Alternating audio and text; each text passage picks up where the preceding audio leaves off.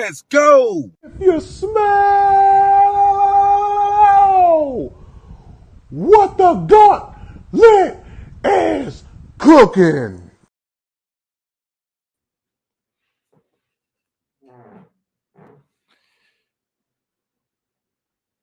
Ladies and gentlemen across the world, it is the Gauntlet, the best NFL show on Sideline Sports, the best NFL show in the world. Really. We just haven't completely blown up yet, but we have so much to talk about tonight. We're going to be joined by a special guest. I got my man Denzel Snipes in Detroit, Dom. He actually has electricity in his house, so he's able to. But I'm not even there. Do the show. He's actually able to do the show tonight. So what's up, guys? How we doing? What do we think about that Bears trade? We're gonna talk about that later in the show, but that's We'll get definitely to that was definitely really interesting to see what happened with that. But we're gonna start the show, guys, the way that we always do with the word from Tyler. Are you guys kidding me? Are you guys kidding me? Are you guys kidding me? Sports Morons of the week this week, aka John Morant coverage. We have to be honest. I'm disappointed. I'm disappointed with Ja. I mean, he has to keep it short.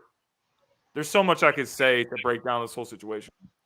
But Ja has to understand how much that he has at risk and how much there is for him to lose. And, you know, I think the fact that I know that he's been around these guys for a long time and everything, and these are your boys from back in the day, but you either have to talk to them and make them understand what's going on, or you can't be hanging out with these guys anymore. You know, you have to do what's smart and do what's best for you. And surrounding himself with these guys is not what's best for him. And if he continues to go down this road that he's going on, then I don't know what's going to happen, but I don't think it's going to be good. So Ja definitely rocked the sports world this week, but it was ridiculous, and I hope he learns something from it. Yeah, I kind of feel like if he were not at the caliber that he's at right now on his way to superstardom, that he would have gotten worse. The crazy part is he may not be getting charged criminally, but the NBA can also come down and with the punishment of their own. We see it all the time in the NFL. You're right, man. Like at some point in time, it's like you made it, okay? Like you are in a position that a lot of common folk will trade places with you. A lot of common folk will trade places with the average bench player, right? Or even a below average bench player. They trade places with him. Like at some point in time, and then come to find out, like you're really not from the hood, bro. Like you went to a private school. He's from a town in South Carolina, population 3,000. Somebody made a video. Let me ask you guys this though, because I don't know how much you know about Memphis. Jay, you probably know. Someone made a video. It was like a TikTok of the scene from 8 Mile when Eminem was up there and he was like, you know, this is Terrence and he lives at home with both parents, and it kept showing like pictures of Ja Morant when he was a kid. Like I saw that. That was crazy. You know, you got people who are trying to make it out of the hood, and like here you are trying to go back in. You know, right. There actually is, and I think y'all might have come across this. There was a kid that came from money. He was out in LA, and he was, living in like, really, really nice home, had 2 parents and everything. And his dad was in tech or something like that, but like multi-millionaire. And this kid actually went and sought out, I think it was the Crips down there on like Crenshaw, and he joined, tattooed and everything. They ended up shooting some innocent kid as he walked home from school, and he was, I think, the getaway driver, but he definitely was there and was involved. He actually ended up getting off in court, and the shooters, they ended up getting prison time for it and whatnot. And it's like, man, when you come from, when you're in a position to where you're set up like for life, right? essentially, or when this big contract does come, he's gonna be set up for life. Mm-hmm. Like, you don't want to throw that all away, man. Like, and we're talking about NBA players and guns. You saw what happened to Agent Zero. You saw what happened to Gilbert Arenas. When that happened, that was the end of his career. Like, have you learned nothing? But I don't know. Go ahead, Dom. Let me ask you guys this. Jay, I'm sure you know. James, you might. Memphis is a pretty rough and tumble city. Very with much so. a very large percentage of African Americans. Like, I mean, I can't even. There's no other way to describe it. It's hood. Like, let's say John Morant is a Sacramento King or a Portland Trailblazer. Does he get into this sort of trouble when he's on one of those teams? I don't think so. My thing about Ja is he's a phenomenal player, but the reputation that's starting to follow that team around, and like Ja himself, like, look, Ja Morant's about what, 6'2", 6'3", maybe 170 pounds soaking wet. Like, I think some of it is a bit of a Napoleon complex. For one, for two, you're a great player, but you haven't really accomplished much yet in terms of playoff success. They're definitely trending up, but I mean, it's like you said, James, like, you got to realize. I mean, like, every day there's like a new story about like something that Ja Morant allegedly did within like the last couple of years. There's a story about like he was playing basketball with a little kid, or not a little kid, but like a 16 or 17-year-old, I think it was, and then allegedly was threatening the kid. And there's all these stories that are coming out every single day. And it's what Jay was saying earlier. The phrase "to make it out the hood," that's associated with people just wanting to leave the violent areas, to leave the streets, to leave all the bad things that are going on in the projects so they can live a better life.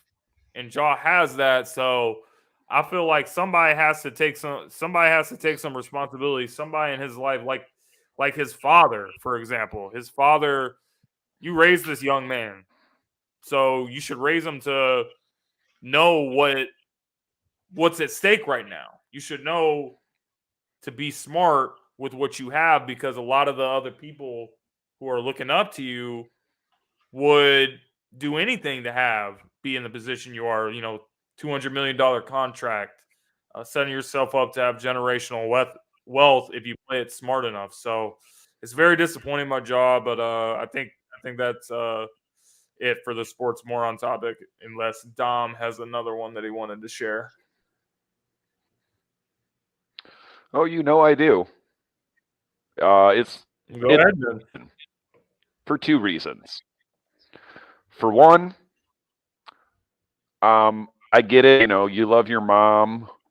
You be your agent. What does I don't know if she's married to his dad, but I'm sorry, Miss Jackson, you don't know anything about and how to negotiate a contract of that size. So that's the first part. Like, for the amount of money you're about to make on this next contract, like, I can't imagine it's so greed for, not wanting to give the agent their, what's the standard, 4 or 5%, for one. For two, where do you get off thinking you deserve that sort of money, let alone fully guaranteed?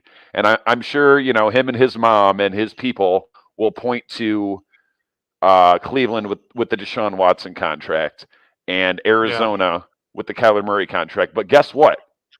Baltimore doesn't play that. That Deshaun Watson contract and that Kyler Murray contract, that's why Cleveland is Cleveland.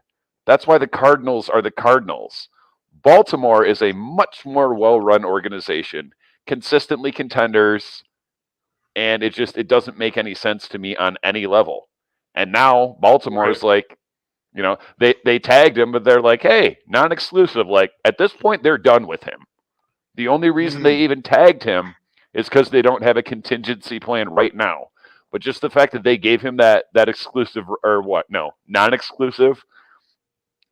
They are hoping and praying that someone wants to give them 2 first-round picks so they can just be done with it. That's not going to happen, but we'll talk about that later on in the show as to why. But as for right now, we're now joined by our special guest. Rod Smith joins the show. Rod, how you doing tonight? You good? Can you hear us? He's going in and out. Can you hear us, Rod? Okay, I believe Rod is having some technical difficulties. Hey, Okay, guys. So you're on, man. while we're figuring this stuff out, got a message in private chat. Oh, can you hear me? Yes, we can hear you. We can hear There you. you go. Can you guys hear me? Yes, we can hear you. Yeah. Can you hear us? Angeline, Yeah. What's going on, man? hello? I'll pull this. Hey. You guys hear me? Yeah, we can hear you. Yes. Yeah, I mean, I can't hear. Oh man. Yeah, Try leaving the chat and come back in. I don't think Oh, so. he can't hear us. I don't even know if Have I'm to. on yet. I mean, they're talking, but I don't think so. Is your volume up on your phone? Yeah, I'll look at the top. All right, guys. We gotta move on while Yeah. Rod is figuring this stuff out. Yeah. Player of the week this week, guys. Wide receiver AJ Green. He had over 10,000 yards for his career, multiple seasons over 1,000 yards. I think Everyone can see and hear you. he set all kinds of records with the Cincinnati Bengals. He was one of the best receivers of his era. What do you guys think about Mr. AJ Green, who recently retired from the league? Go ahead, Dom. You got his jersey on. AJ Green. I'm sad at this exact moment in time that I didn't that I can't remember or jot down what the A and the J stand for. It's probably something very interesting. One thing I mean I can say several things, but first and foremost, from his rookie year through his 7th year, 7 straight Pro Bowls. And I know, James, it's Pro Bowl, not all pro. I actually saw it today. Never made all pro because when we first had this conversation about AJ Green, you listed a bunch of other receivers that you thought were better than him. Your camera. And JJ, our fourth co-host who is not here, said he had made an argument that he was one of the best, if not the best, for some portion of that era. I can't necessarily say he was. I can't say that either, but it's another one of those things like it's the era he played in. You know what I mean? Like there was so many other great receivers, but AJ Green, very, very good. College teammate of my boy, John Matthew Stafford. But I mean, the fact if you can make 7 Pro Bowls with Andy Dalton as your quarterback, because that was the other thing I went back to look at. They both came in the same year, 2011. Andy Dalton made the Pro Bowl his rookie year, thanks to AJ Green. Was he ever the best? Probably not. So it's kind of one of those conversations. Like, is he a Hall of Famer? I say yes. Probably. I mean, the only reason I say that is because he, well, not being a Hall of Famer. He just had. I just think he has the numbers. If you have 10K, 80-something touchdowns, 7 Pro Bowls, I think that's enough to get him in at some point. But as far as my comments earlier in the week, which was off camera, yeah, I said that I don't believe that you can make an argument that he's the best, that he was the best of his era because you played against Julio Jones, you played against Antonio Brown, you played against Calvin Johnson, you played against Larry Fitzgerald. I just can't put him ahead of any of those guys, especially when he was missing a lot of time as well due to injury. AJ Green was getting injured a lot. The one thing I will say, and I said it about him before he got drafted, very, let's say, I mean, I guess I could say skinny. Dude had some skinny legs. Very unsubstantial lower body as far as like muscle frame. But you know what's funny? His combine numbers and his measurements and everything, not even eerily similar, almost identical to one disgraced, soon-to-be former New York Giant, Mr. Kenneth Galladay. Oh, wow. But once I saw that, I was like, I believe they already released him. Oh, did they already cut him? I think they did. Yeah. Former New York Giant, Kenny Galladay, with his 1 touchdown against who? Darius Slay. Yep. So Adriel Jeremiah Green. I love it. Yes, I mean, if you wanted to put him top 10, that's cool, because I mean, like you mentioned, Larry Fitz, Megatron. I mean, I'll Shoot, still give him top 5. Top 5 of that yes, era. yeah, he's an arguable top 5. I mean, you got Des Bryant in the same era too, I think he's better than Dez. Yes. He might. Yeah, Dez had 7,000 yards for his career. AJ Green 10,000. Got to give. That's it true. Yeah, it's got to be AJ Green. Yeah, 70 touchdowns. Yeah, and again, you did all that with Andy Dalton as your quarterback. Who knows how much further they would have gone if they had only gotten past Houston in the playoffs. But and then it's funny. You mentioned his time at Georgia. The 2009, I believe, Georgia Bulldogs, and they were the preseason number 1. That was with Matt Stafford, AJ Green, and Noshawn Moreno. That was a well put together team. They just couldn't get. I think they had 3 losses on the season, but they probably should have went all the way because Green was sick in college. Yeah, whether you say top 5 or top 10, he's got a case for either or. Looking at his numbers. Should he be in the Hall of Fame? He may get in like down the line. Definitely one of the best Bengals ever, though. So he should be enshrined in their Ring of Fame. But no, hats off, AJ Green. And had he not been injured so much, he could have accomplished so much more. Of course, we can say that with any player, But yeah, all this with Dalton as your quarterback. I mean, and that's not to say that Dalton was trash. He was above average at best, depending on the season. But he did all of this, and he never had a Roethlisberger. He never had a Breeze. He never had a Brady or Manning, and he still puts up 10K. Yeah, you got to give dude his props. So when it's all said and done, do you guys think Jamar Chase is going to have a better career than what AJ Green had with the Cincinnati Bengals? At this pace, yes. I think he's got the better passer. He just has to stay healthy. And by the way, for the two of you saying AJ Green got hurt so much in his career, 15, 16, 16, 13, 16, 10, 16, 9, missed a whole season, 16, 16, 15. He did get dinged up a lot, but he had some chicken legs. Jamar Chase, 1,400 yards as a rookie. Last season, only 12 games, still got over 1,000 yards. I think Jamar just benefits from this era because this era is all about the offenses. And then, needless to say, Joe Burrow, Andy Dalton. I mean, come on. I think Joe Burrow's a little bit better going to have than crazy Andy numbers. Dalton. If Jamar stays healthy, he's going to have crazy numbers every single year. Mm. But AJ, great player. So, guys, when we get back, we got to talk about the stuff that's been going on around the league. We're going to take a short break here, but when we get back, we're going to discuss the blockbuster trade that went down. Chicago Bears dealing the number 1 pick to the Carolina Panthers. Who are the Panthers going to draft? What do the Panthers give up? We're going to talk about all that stuff right when we get back.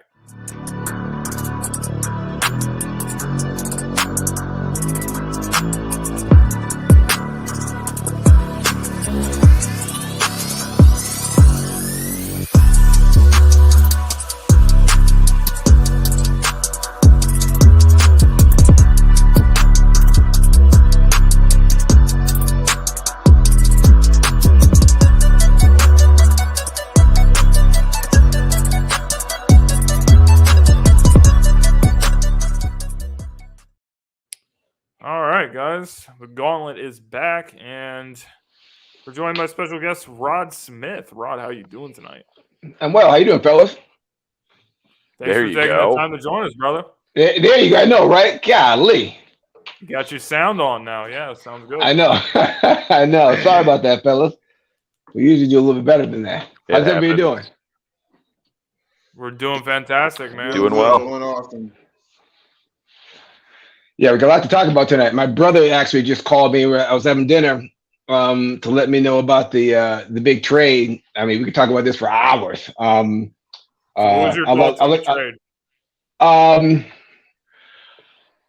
At first glance, I think that and forgive me, I'm a little bit old school. I think that you build a team. Let me back up a second. I'll go with this. I asked Bill Parcells as many questions as I could possibly get. He used to get in at 5:00 in the morning and jump on the treadmill. So I would get in early to New England, get in the office early and do my workout early. Number one, I got done with my workout early so I could get out of there at the end of the day. And number two, Bill Parcells would be on the treadmill from 5:00 to 5:30 every day. So I would just pick his brain. I mean, it's Bill Parcells. Are you kidding me? You have this resource. I just get in front of him, just ask him questions about my technique, about other players' technique. How can I get better? Tell me about Jay Rice, what made him great, like all this kind of stuff.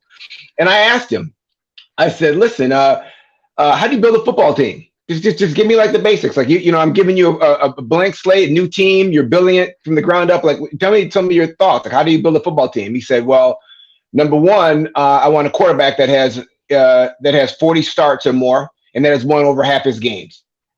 Okay. And the other one is if they're a good football, I'll never forget this. A good big football player is better than a good small football player. So if you got a second round guy that you like at tight end, a second round guy you like at corner, take the tight end. If you got a second round guy or first round guy you think is a guard or a running back, take the guard.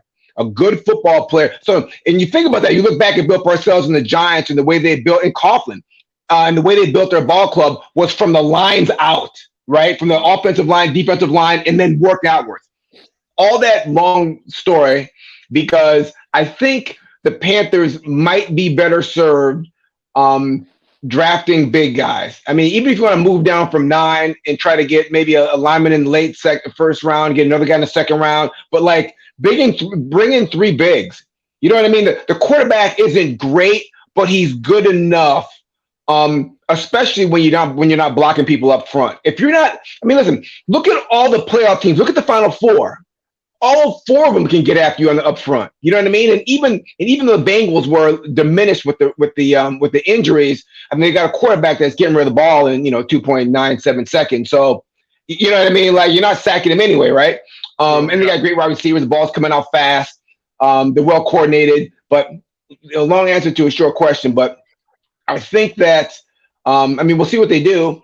Bryce Young's a great player. I'm a little worried about his size. I mean, if he were, I mean, Kyler Murray is a different animal. I mean, that's 4.37. You know what I mean? And that's the guy, the number 9 pick in the NBA, in the Major League Baseball draft type of guy. I'm not saying Bryce can't be as productive, but Tyler's a different guy, man. I mean, he's crazy fast and elusive. So I just worried about his longevity in the league, taking those shots. And again, he's found a way to get through at Alabama. So, why couldn't he do it in the pros? But I understand the Panthers' thought process. Yeah, you need to have a stud at quarterback to win a championship. Yeah, you do in today's game, But I'm a little bit old school. I would prefer that to build a team that you do it from the offensive line first and then defensive line and then work out from there.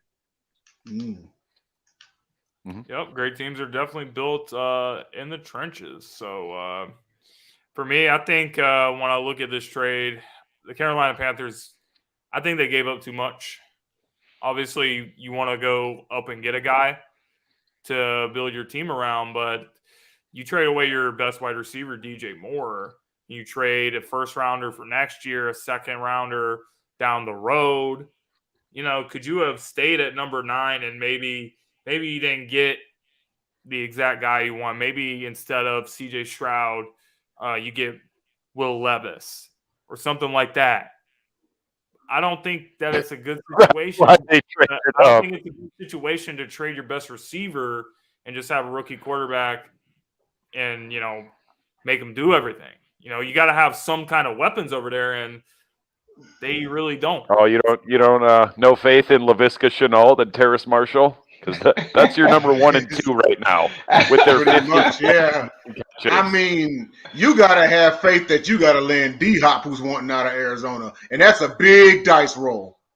OBJ visited with the Panthers. I don't know why he want to go to the Panthers. If he's going somewhere, he'd rather go to a team because he could be the number 1.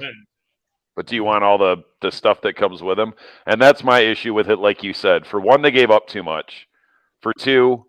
Now you're going to get a quarterback, but but you already got rid of your number one wideout. For 3, it's not like you gave all that to get to number 1 to get Trevor Lawrence or Peyton Manning or Andrew Luck. You're guessing between 3 guys, hoping one of them is the guy, and there's a 2 out of 3 chance that you're going to be wrong. I don't know, man. Because when 5 quarterbacks go in the first round, 3 bust, 1 gets a second contract and he's a career backup, and one of them lives up to the potential for 7 to 8 years. Yeah, we're talking. None of those guys are that And guy. one ends up becoming Paxton Lynch, who's the first quarterback to get benched in the NFL, the USFL, the XFL, and the CFL. In all leagues, he's yeah, pretty much. There's also His commitment. There's also Anthony Richardson on the books who wowed people at the combine, so there's also him as well.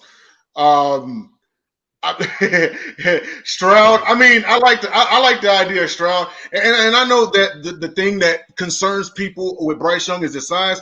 Bear in mind, Tua is not that much bigger than him. Then we already mentioned Kyler Murray. You know, Drew Brees. Well, I'm not saying he's got an arm like Brees, but Brees is not a big guy neither. He was only like 5'10", maybe 195, 200.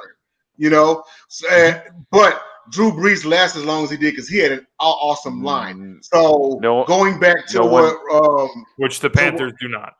Yeah, which they don't. No one gave up the world to trade up to draft Drew Brees or Tua. That's the difference. But keep going.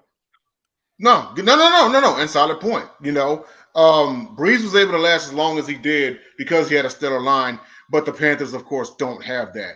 Alluding to Rod's point, you know, you build from the line and go outward. For all we know, they could very well get an O-lineman with the first overall pick.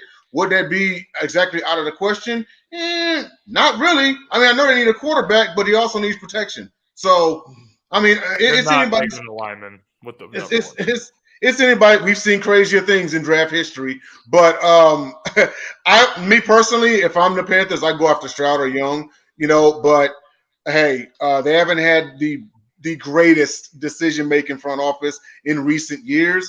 We'll see what comes out of it. I think it's going to be Stroud. Stroud has been working with Josh McCown, who is now the quarterback coach of the Panthers. So I think it's likely that it's going to be Stroud, but you never know. Oh wow. Okay. Yeah, I didn't even think about to consider that, to be honest. I thought it was Bryce Young, and you know, another part about it is Saban's opinion carries a lot of weight, obviously, right? Absolutely. And if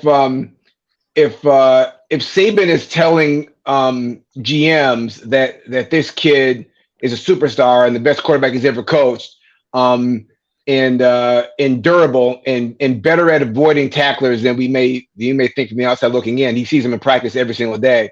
If he's saying those type of things about him, and it's funny, I'm gonna have to make some phone calls and figure out what he's saying about him, because if he's saying that about Bryce, then he'll be the first player picked. You know what I mean? If Nick Saban is putting that thing out there like, hey man, this guy's a franchise, he's a franchise, do yourself a favor. If he's saying that, then he's gonna get drafted number 1.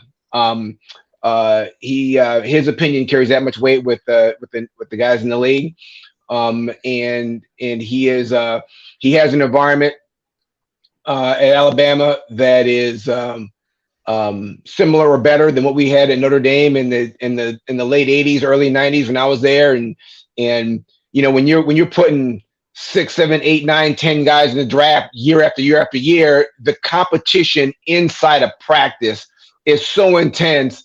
It makes the players so much better, so much faster. And they don't talk about this enough. When you get to the league, here's the thing. I was covering Rocket Ishmael in practice every day. I was covering a guy that ran 4.27 in the 40 that was the 6th fastest person in the world every single day, one-on-one. So when I got to the pros and Urban Fryer came out of the huddle, they were like, oh, I mean, it's seriously, this is a true story. Guys were like, hey, Smitty, hey, rookie, you got Urban Fryer, don't pee on your pants. I was like, or Urban who? Like, is he supposed to be fast? He runs 4.35. I've been covering 4.29 for the last 3 years. That's 4 years. Like, I mean, and it's a true story. He wasn't fast to me. I mean, he's fast, don't get me wrong, but I was used to playing with that kind of speed. So I'm covering him the first day of practice like it's I'm just jamming him up and playing him, covering the. I mean, like, am I supposed to be intimidated? That's what you get when you play against that high level of competition. And Bryce Young has had that because he's played against Listen, they've had a first round corner 4 or 5 years in the league in a row. I mean, so he's throwing the ball against the best coverage guys in college football year after year. Makes you a better football player. It really does elevate your game. Yep. So when you go to the pros, it's a quicker adjustment. It's the exact reason why people say, okay, the Big Ten may be good, but this is the SEC. Yeah. The ACC may be good, but this is the SEC. They call it the NFL training grounds for a reason. They consistently put guys in the league. Yeah. Playing against studs, and it's funny because everybody sees the games, but they don't consider like what's going on in the makeup of the battles that go on in practice just to get a job. I mean, how hard is it to get a job as a starting wideout at Alabama or a starting corner at Alabama? That's tough. Starting running back at Alabama? Come on, man. I mean, like, just to be a starter, you're a stud. You know what I mean? And you're playing against monsters all day long. It makes you a better player. And I think Bryce for sure has been hardened by that inner team competition he's been exposed to the last 3 years. Right. Yes. You may have changed my mind on that because I for years now I've had the complete opposite take about Alabama players.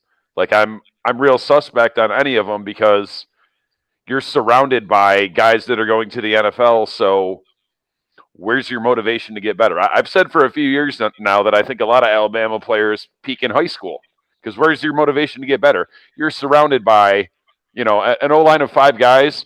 3 of them are probably going to the NFL. 1 or 2 of the wide receivers, probably a tight end, at least 1 running back, and on defense, probably that whole D line, 2 of the linebackers, 1 of the corners. But I sit corrected. Yeah, it's funny. It's like this. Like when I'm dating myself here about me, but so I'm at Notre Dame and playing the varsity as a true freshman. Got lucky. Made the roster, played special teams, being physical, being nasty, learning what to do, that kind of thing. Got on the field early, and then moved to cornerback my second year. And we had Stan Smagala, who was a 3rd rounder, Todd Light, who was a number 7 pick in the draft, Pat Terrell, who was like number 30 pick in the draft when he came out. Who else in the second year back then? Stan, Todd, and DJ was a high 3rd rounder. I think he was like 90th in the draft. So in order to play nickel, you had to beat somebody. You had to beat a guy that was going to be a 3rd round draft choice to play nickel. You know what I mean? So what a lot of people don't see is when you have that much competition in practice, and you're seeing all these guys go to the league right in front of you. You're like, oh man, if you're a 2-year starter at Alabama, you will get drafted. I mean, there's a 95% chance if you start for 2 years, you're going to get drafted. You're going to get a shot. So imagine what all the rookies. As a matter of fact, I was looking at this guy who transferred from Alabama. I think he went to Oklahoma, and he was a running back, and he was 3rd team. He was like Missouri State Player of the Year 2 years in a row. Was a USA Today first team All-American. He won the state 100-meter dash championship. He ran yards in high school. He was the number 1 running back in the world coming out of high school. And he's got enough, or he doesn't catch the ball well, or he doesn't want to pass block, because you have to do all those things to play running back for Nick Saban, right? If you don't want to run block, if you don't want to pass block, you can't play for that cat. So whatever it is that he wasn't doing well, this is the number 1 running back in high school, and he's transferred out of there because the competition is too stiff, right? Dorsey Levens left Notre Dame because he had Jerome Bettis and Ricky Waters and Rocket Ishmael in the backfield, right? Couldn't get any playing time. Dorsey Levens went to 2 Pro Bowls. You feel me? He transferred to Georgia Tech and got drafted by Green Bay in the 4th round and went to Pro Bowls. But he was behind Ricky Waters and Jerome Bettis. There are no snaps for you, bro. You know what I'm saying? I mean, but what it did is it definitely motivated Dorsey. All I have to say is I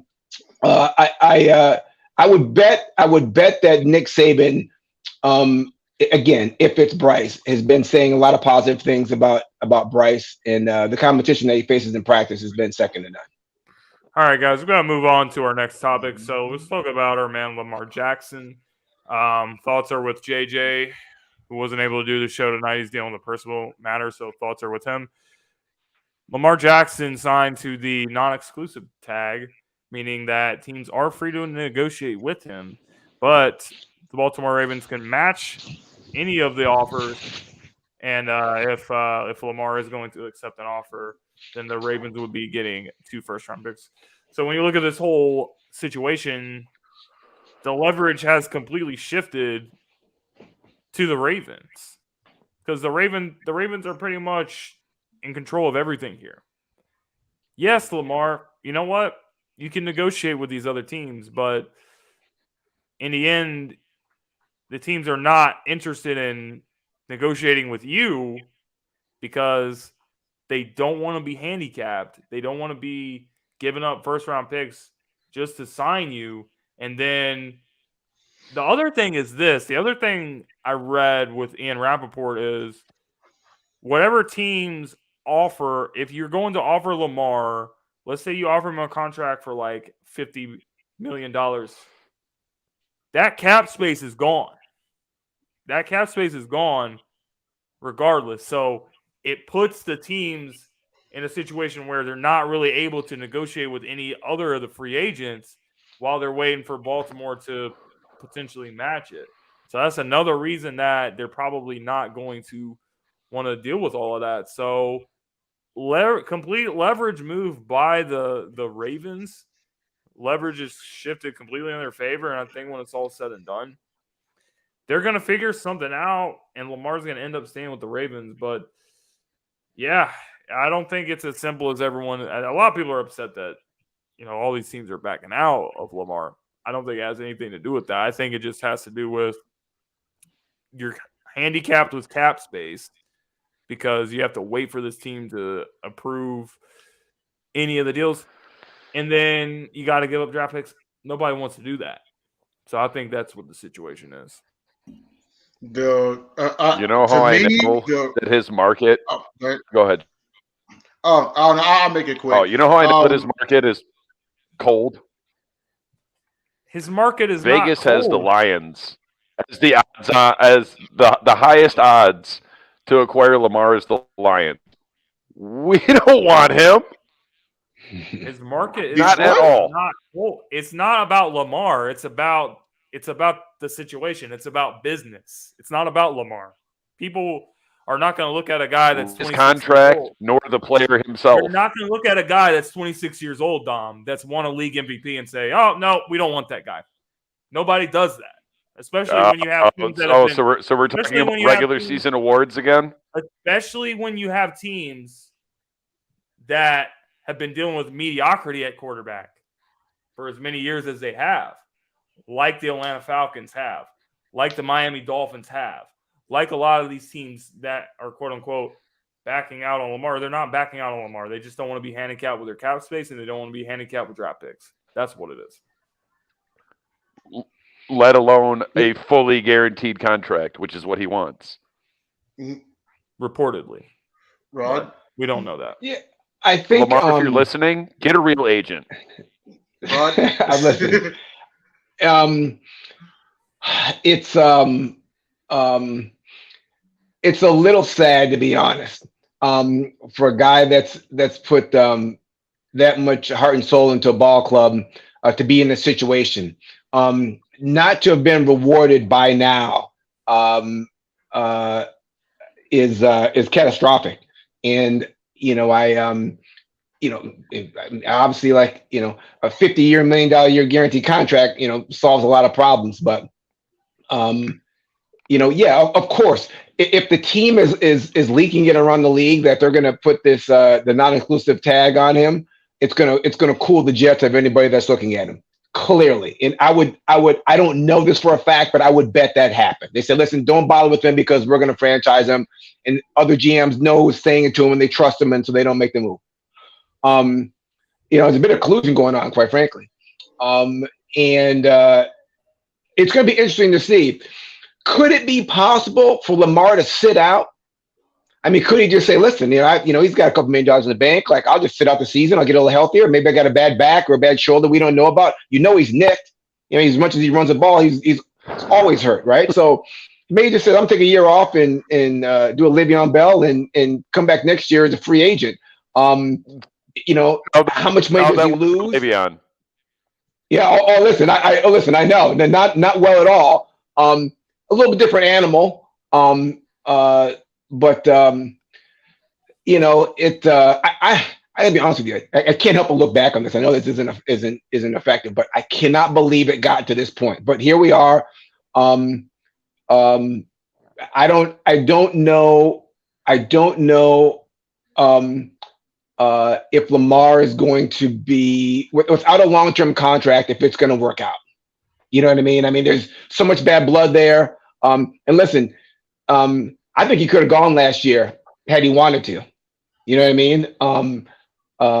But decided to sit out because he wasn't happy about the contract terms, and obviously it's gone too far, and they should have paid him a long time ago, and it's gonna be very interesting. I just don't know, guys. I don't know if he plays this year. I really don't. I mean, maybe you guys know more than I do, but I heard something that I haven't heard, but I'm still kind of leaning to him sitting it out. You know, we'll see. I don't know how much money he saved, but it's possible.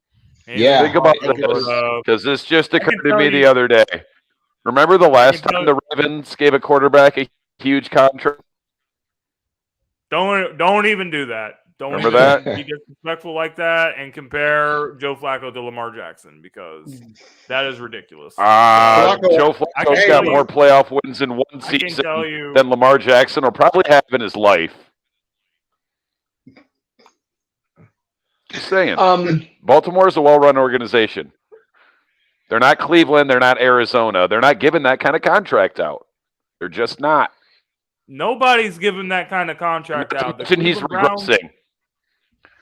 It doesn't matter. They offered him Jared effing Goff has better stats than Lamar Jackson in the last 2 years. They offered him $133 million guaranteed. Kyler Murray, $189 guaranteed. Not fully guaranteed, but $189 guaranteed. So you're going to sit here and say that Kyler Murray is going to get this money, but Lamar Jackson cannot get more than 133, even if you're not going to give him 190 million. Lamar has proven enough to show that we talked about this before. He's worth that. Baltimore is not Cleveland. They're not Arizona. They're not that stupid. Deshaun Watson's contract, stupid. Kyler Murray's contract, stupid. Daniel Jones. Baltimore is a well-run organization. They contend year after year. We got to cut it. We have more topics. Daniel Jones signed a 4-year contract worth $160 million. Derek Carr, I also believe, signed 4 years, $160, and then Geno was 3 years, $120. 103. So who's the 103? Who's the biggest winner out of these 3 contracts, and who's the biggest loser? I would say, and this is just me, but biggest winner to me would be Geno Smith. He finally got his just due. He finally is on an actual functional team, not that other team out in New York. He Aaron Rodgers. Yeah, I don't know how that's going to work out. I don't know how that's going to work out, but it remains to be seen. It's great for the Yeah, it's good. But I mean, no. Geno had a great backstory, and he really came through this year. You know, through what he'd been through, and people thought, you know, his career was over. Like New York ruined him, just all the stuff. And we got on camera and said, you know, they wrote me and I didn't write back and everything. And he managed to flip the script. Remember, Denver, well, people on this panel thought differently, but Denver was supposed to be the ones, and Seattle was supposed to regress. And Seattle ended up making the playoffs, and then we all see what Seattle's husband did. But with that being said, they made the playoffs, and they got a top 5 pick from Denver. And they got a top 5 pick. Denver definitely got fleeced. Biggest loser, seeing I'm okay with all 3 of them. Daniel Jones, don't get me wrong, like, by Daniel Jones standards, he played out of his mind this year. By his standards, okay? Because I went from defending this man to giving up and trashing him, and then suddenly he pulls off a season like this. I kind of feel like with the Giants, who else you going to pay? You aren't going to pay Saquon that kind of money because he has an injury history. So who else is there? Evan Ingram, one of the guys on the defense. I think this is just my opinion. I think the Giants had no choice but to pay Daniel Jones. I think Daniel Jones backed him into a corner and he got his money. Dom, what you got? There's no losers in this. I love seeing guys get paid. As far as Daniel Jones goes, I can't good conscience if I'm putting on my New York Giants general manager jacket for a moment. I thought at best he would get franchise tagged because you can't give $40 million, but They did. oof. Geno's contract is actually not that bad because in order for him to get that full amount of money, it's incentive based, and he really has to have 3 seasons like he last year, which may or may not happen. Derek Carr, and I called this when Derek Carr was still a Raider. He went out there and was like, "You're not trading me to anyone." So he forced the Raiders to cut him because they did him dirty, and then it was a nod, wink, wink, like, "No, I won't go to the Saints till you cut me. Then I'll sign with them." And Raiders, you get nothing for me because you did me dirty. But I love it. But Daniel Jones, I don't know. That's maybe collusion comes into play because how Daniel Jones got $40 million a year, beyond me. But Well, Dak Prescott did too. The obvious answer to this question is that of the three, Geno's probably the best value. Geno's probably, his contract is not as crazy. If he has a bad year, Seattle can still get out of it. But I have to say, the Daniel Jones, my reaction to the Daniel Jones contract is that the entire league is the biggest losers of this trade, of this signing, and I'm going to tell you guys why. It's just going to become to a point where it doesn't even matter. It doesn't even matter if you're good. You can get 40, 45, $50 million. So when you have guys like Jalen Hurts, like Joe Burrow, guys that are trying to get paid and have performed at a high level, it's just going to be like, okay, so negotiations. Daniel Jones, $40 million. I'm Jalen Hurts. I'm at the table. I want 6. We're starting at 60. We're starting at 70, 80. Yeah, it's like Daniel Jones is my main chip. I think stuff like this has the potential to ruin the NFL. And I think we're going to see more guys that are just not good continue to get this type of money, and it's just not a good thing for the NFL. Rod, what do you think? I feel good for Geno. He's been slowly improved over his career and finally got paid, and it's an incentive-laden deal that's going to allow the team to maximize the return. Smart deal on their part. I gotta be honest, I've never been like a huge Derek Carr fan, but in full disclosure, I haven't watched a whole lot of his games. I've probably watched 6 games in the last 5 years of the Raiders, the entire game, interested in it. So I just, he's West Coast, I'm East Coast. I just haven't seen him that much. Daniel Jones is one of those contracts that is is based on holding on to continuity. You know what I mean? It's like he's not, in my opinion, not worth the dollar. However, they consider how he fits into the entire program on offense, how he fits in with the coordinator. Do they like him? Like, are they okay with him being their guy for the next 4 years? And they're like, yeah, you know what I mean? And we got a team that's getting better. We're young. And a couple of good drafts, we could be elite. So let's not stir the pot. We got a guy that's improving every year. Again, there's some things that you can't quite see. We don't see what he's doing in practice. I mean, he could be in practice just lighting it up and doing a Tiger Woods and being average on Sundays, but can hit 15 hole-in-ones in a row in practice. You know what I mean? He may be playing above that, and in the games he's almost not as good. We don't see him. Andy Bischoff is one of my brother's best friend. They went to school together, played football together, is their tight ends coach. So next time we jump on this podcast, I'll have some more insight about that whole deal went down. But talking to him earlier in the season, he said that Daniel does exactly what they ask him to do. He's not making great throws into double coverage and fitting it in low and away and doing that kind of stuff. He's not Brett Favre, right? But what he is, if you call the right play and he needs to adjust out of it, he adjusts correctly. You know what I mean? If they overload one side, he's supposed to have that run go the other way. He's check, get him in the right play. He said, here's the thing. I should have just started with this, right? He said he missed like 3 checks the entire season. The entire season, he missed 3. He missed 3 checks. So, wow. He's not super impressive throwing the football and all that good stuff. But he does what they ask him to do, and there is value in that, especially when your team makes a big leap like the Giants just did. Right? You want to keep the band together. If you can, if you got a good football team, you got your band of key players. Keep them together. Pay them a little extra if you have to. Trust me, you'll be better off for it. You start dismantling the core of your team, it can fall apart quick because continuity is important.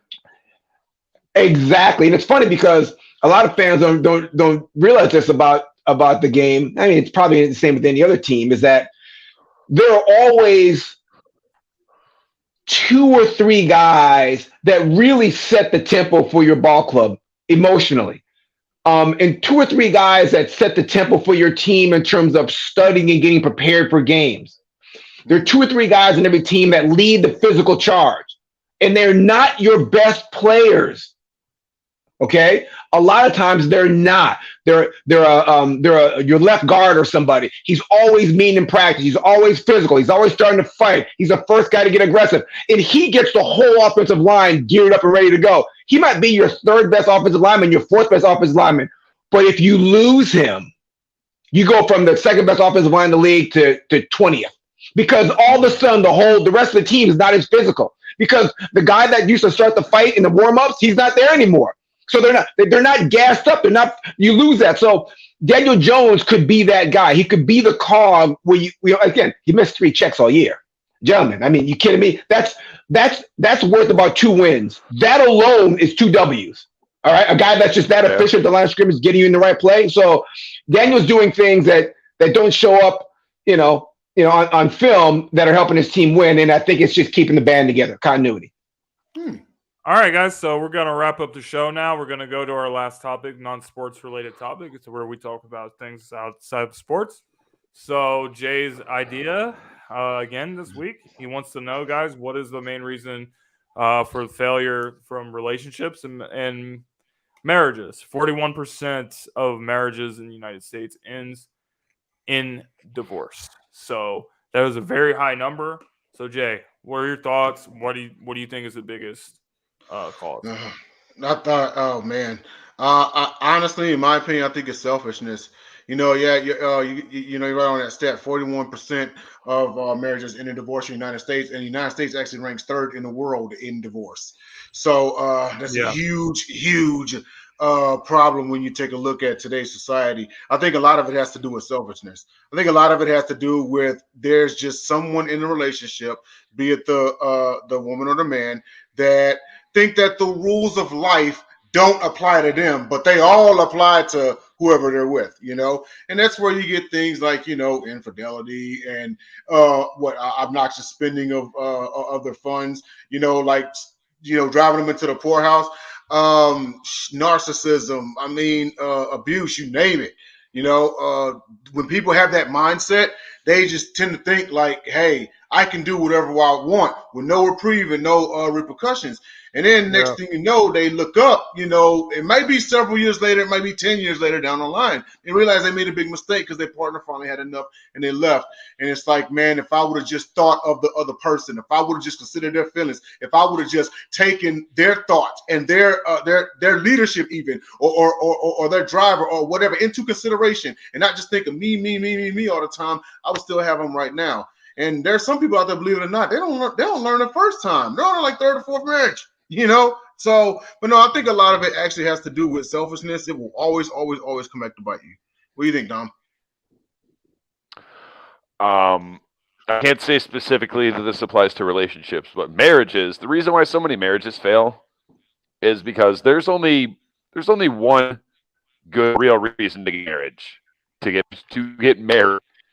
Oh, that's the only reason. It's not money. It's not security.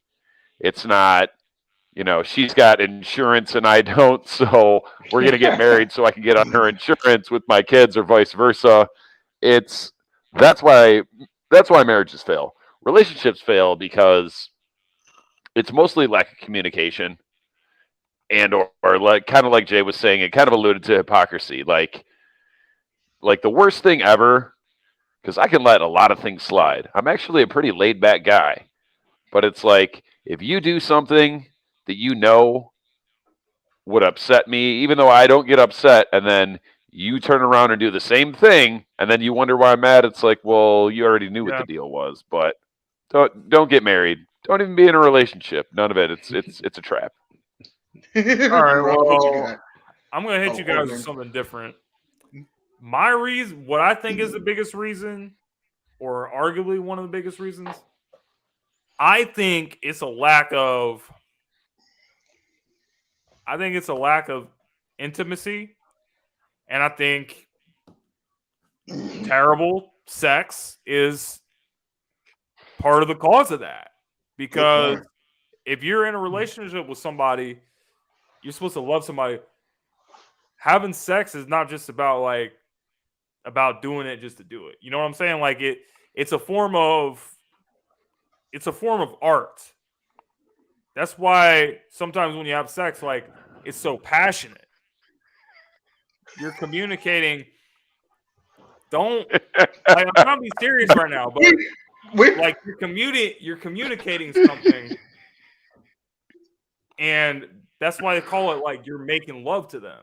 Like that's a form of love that you're trying to show, and then when it's so bad, the relationship becomes bad, and then that's why they start to seek out other people that can satisfy them better. Next thing you know, people are cheating on each other, and then the whole thing just blows up. So that's my reason. I think it's a lack of intimacy and terrible sex. That is something that ruins marriages and relationships. Rod, so what you got?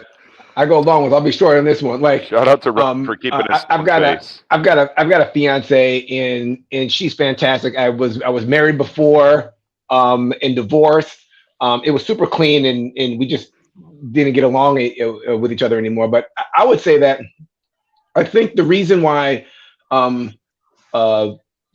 relationship is in such good shape is that and this is going to sound weird, but like for me, I had to decide to love my fiance in the way that she wanted to be loved, not in the way that I wanted to be loved. So we did the whole old school, the 5 love languages. We did the test. We looked at the results.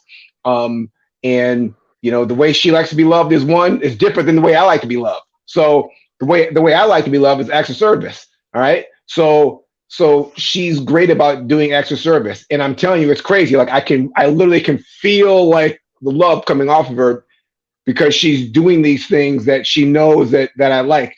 And I try to do the same for her. Not try. I literally put it in my phone to do the thing for her that she likes every single day at 9 a.m. And after a while, it takes about a year and a half, to be honest. I'm a dude. Come on now. It takes a year and a half. But after a while, it becomes automatic in your brain. You don't need the alarm anymore. But I made it a point to like make sure that not that I felt like I was giving her love. I made it a point to make sure that she felt like she was getting love in her language, the way, and it's different because I like acts of service. I mean, like take out the trash, do something for me, clean up my office. I'm digging that. That doesn't do anything for her. She doesn't like gifts either. Don't give her gifts. The gifts do nothing for her. I'm not a gift guy either. So if you're giving me gifts trying to buy my love, I'm not feeling that. You know what I mean? So I think it's funny. It is 100% my dedication to her. It doesn't matter whatever comes back from her. I'm not worried about that. It's only this way. If it gets to a point where I'm not feeling it back for 6-7 months, a year, whatever like that, then I can make some decisions. But I don't worry about what's coming my way. I'm 100% dedicated into trying to be the best man for her in her language, not in my language. That's the key, in her language. And I think that's allowed us to create a really positive environment, and we're both killing it. So it's a good thing. Nice.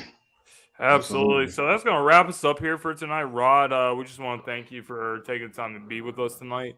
Would you like to let anybody know where they can find you, where they can follow you, or anything else? Oh man, I appreciate that. We got a TikTok page up and running finally. What is it? The official Rod Smith official. What is it? Rod Smith official. And we just started kicking it off, a couple months ago, but it's picking up some pace. And I appreciate any likes or follows and just your opinion. You guys take a look at it, tell me what you think of the videos, and give me some feedback so we can improve on it. Absolutely, guys. So you guys can catch us here every Friday night covering the NFL for the Sideline Sports Network. In the meantime, happy St. Patrick's Day. If we don't see you guys next week, wear green. It's whatever. And we'll see you. Hopefully you're not hammered.